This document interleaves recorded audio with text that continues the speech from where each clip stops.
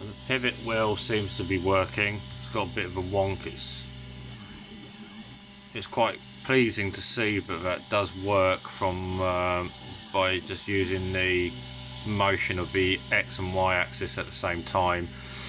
The issue I'm having is getting the cable to start up, because trying to sort of make the cable be thread, go round there, launch it in its correct position is an issue. And then the second issue I've got, I need another fixing further up here to make sure that on the Z axis is actually bang on at 90 degrees to the plate.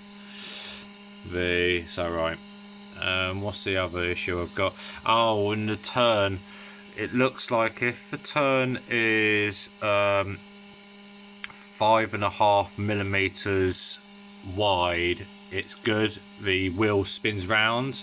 Anything under 5.5 millimeters, the wheel, it just literally drags. I'm wondering if the spring was mounted here.